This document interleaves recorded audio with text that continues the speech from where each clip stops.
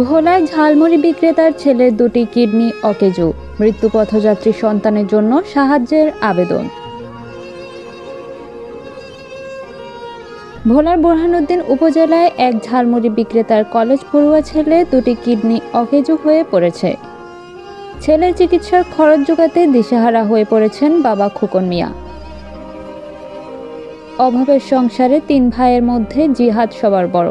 স্বপ্ন ছিল লেখাপড়া শেষ করে সংসারের বাবার দুঃখ কষ্ট দূর করবেন, কিন্তু তার হয়ে উঠল না।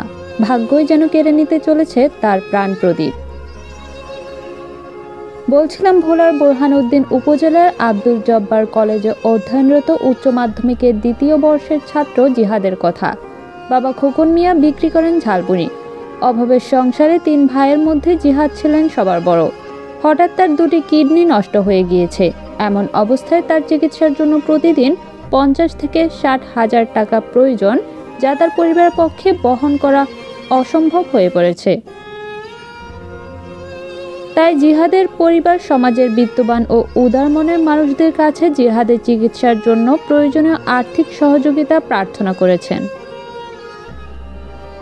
অসুস্থ জিহাদ বর্তমানে ঢাকার মিরপুর ইবনে সিনা হাসপাতালে চিকিৎসাধীন রয়েছেন।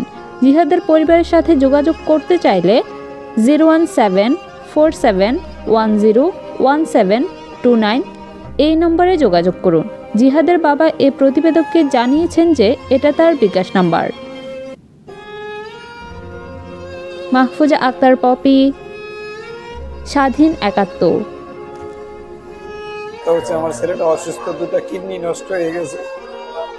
আমি আপনাদের সবার কাছে দোয়া চাচ্ছি যে আমার সন্তানটাকে দোয়া করবেন, আল্লাহ পাক যাতে পরিপূর্ণ সুস্থতা দান করে। পাশাপাশি ওর বন্ধু বান্ধব আর আত্মীয় স্বজন শুভাকাঙ্ক্ষী যারা আছে সবার কাছে আমি বিনীতভাবে একটু অনুরোধ জানাচ্ছি যে আমার পাশে একটু সহযোগিতা করার জন্য। কারণ এত বড় প্রতিষ্ঠানে আমার ছেলেকে আমি যে চিকিৎসা চালাইতে আছি তার জন্য আমার চালাইতে অনেক বড় বোঝা হয়ে দাঁড়াচ্ছে। কারণ প্রতিদিন প্রায় ৫০ থেকে ৬০ হাজার টাকার প্রয়োজন। আমি বাবা হয়ে আমার পক্ষে সম্ভব হচ্ছে না। এই পর্যন্ত থেকে ২ থেকে ২.৫ লক্ষ টাকা আমার চলে গেছে। এখনো আল্লাহ পাক যতদিন ওরা হায়াতে বাঁচিয়ে রাখে ওরা অনেক টাকার প্রয়োজন। কারণ আমি দেশবাসীর কাছে সবার কাছে দোয়া চাচ্ছি। দ্বিতীয়ত আমি ছেলের জন্য সবার কাছে একটু সহানুভূতি চাচ্ছি যে সবাই আমাকে একটু সহযোগিতা করবেন যাতে আমি আমার ছেলেটাকে আল্লাহর রহমতে যে পরিপূর্ণ সুস্থ করতে পারি। আপনাদের মাঝে যে আল্লাহ পাক আমার ফিরিয়ে দেয় সেই জন্য সবার কাছে আমি একটু কামনা করছি। আসসালামু আলাইকুম ওয়া রাহমাতুল্লাহ।